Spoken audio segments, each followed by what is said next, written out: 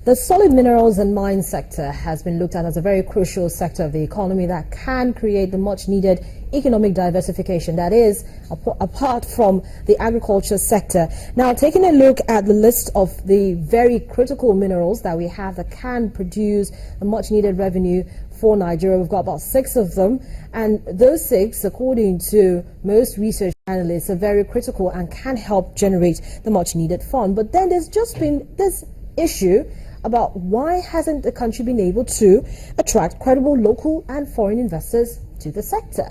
Joining me now on the program to talk about this and some other issues with regards generating a much needed revenue and of course mineral resource management is Dr. Vincent Wani. He's the Director, Research and Advocacy at the Lagos Chamber of Commerce and Industry. Good morning to you and thank you for coming on the program. Thank you. First of all, I'd like to say thank you very much for coming in, and I know that it was quite harrowing for you because we kept calling you and having issues with traffic, petrol and the rest of it. So has it let up? Did you see any fueling stations selling more than usual along the axis of the road as we're coming in? Of course, all the way from Ogudu down to Bega here.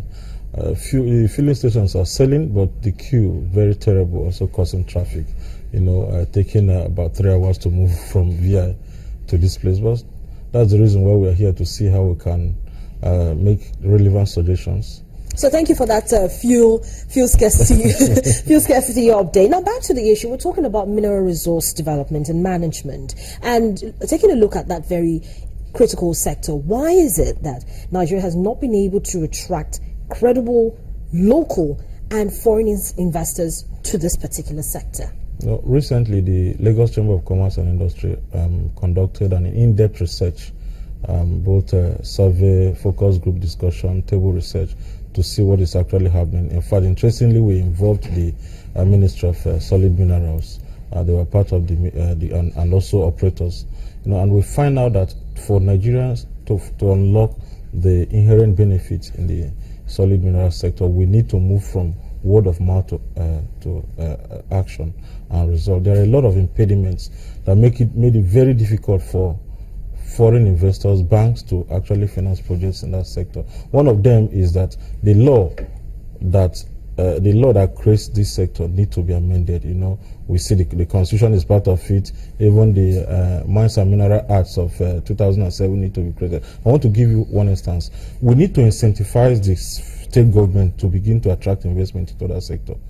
But unfortunately, anything called minerals under the water, under the land, on top of the land belongs to the federal government. It's only the federal government that can allocate, that can manage, and all of the revenue in tax or whatever goes to the federal government. So the state governments don't have that physical incentive to actually attract investment into the sector. So something needs to be done to incentivize state governments to be part of the key stakeholders. But then you see, some states, sorry to interrupt you, some states actually have come out and they're trying to contribute to that aspect, trying to encourage investors to come in and mine for this mineral resources that are found in their various states. Enugu, for instance, is a coal city state. So we have Enugu say that we're putting together an investment and we're trying to find investors who will come in and invest, particularly in coal, because it's also another way to generate power. But then it's a situation where yes, most of it goes to the federal government. Most of the revenue goes to the federal government. Everything goes to the federal government. According to the law. And that's why we say, for you to attract foreign investment, there are a lot of things that need to be changed. And I can keep on talking about this sector. Have a whole lot of potentials. If the right thing is done between now and the next 10 years, we're looking at 5 million jobs. We're looking at the sector contributing about 20% to GDP. And things need to be changed.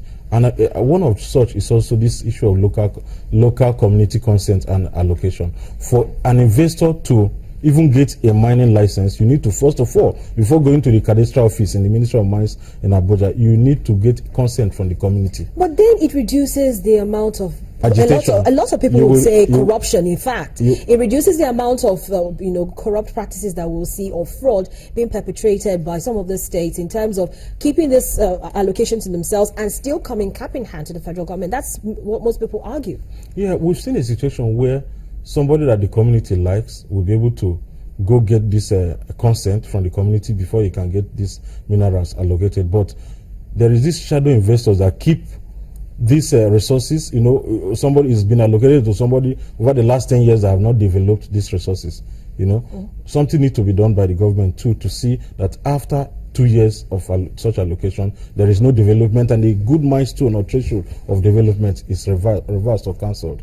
About 40% of strategic minerals in Nigeria is held down by shadow investors as we speak over the last 10 years, and you cannot go there to mine. But you are talking about investors. Investors look for where to put money. What are those things that discourage them from putting their money into this sector? One, the sector as it is now is unbankable. For the sector to become bankable, all of the minerals, except for minerals such as bitumen and gold, they are all estimated reserve. We need proven reserve. And for that to happen, you need to make a lot of investment in exploration.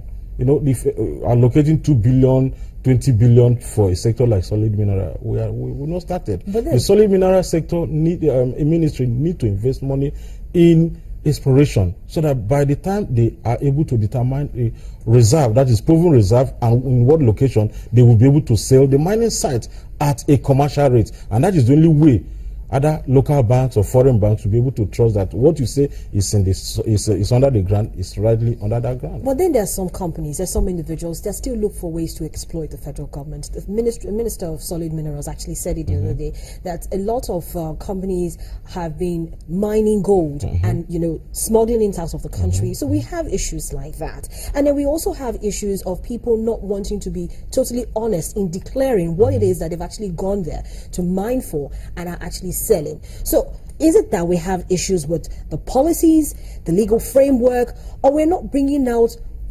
suitable punishments or suitable policies, win-win situations for everybody to understand that, look, as much as it's going to be beneficial for me, it's also going to benefit you. And like you rightly mentioned, create about 5,000 jobs or more. 5 million jobs. 5 million jobs. Years. Now, the sector needs to be reorganized.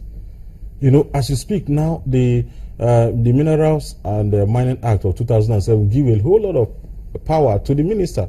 The minister is the minister. He makes the policy. He implements the policy. He is the regulator. There is no regulator in that space. And that is why it is difficult to monitor that sector. I can tell you, 80% of mineral mining activity in Nigeria today are fragmented and also illegal miners.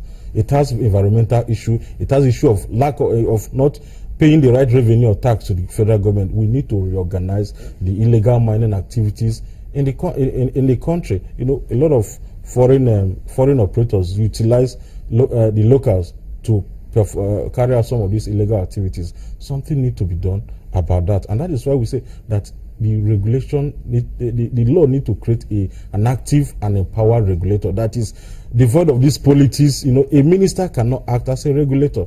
We have sectors that we have reformed, such as telecom sector. We need to borrow a leaf from that model.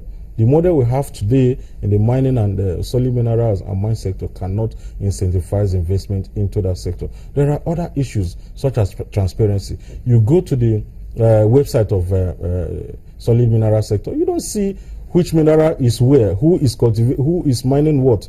There is no robust data that investors will look at and have confidence in those data. And we're engaging the ministry to do something about it, because from the feelers we're getting from investors in and outside of the country, a whole lot of attention is being placed in the solid minerals and mine sector in Nigeria. And we as a chamber need to advise these potential investors rightly, so that they don't make mistakes. We're also engaging financiers, and all of the information they are giving to us as impediments to their investment are some of the things I've highlighted, and we have a robust report about all of this.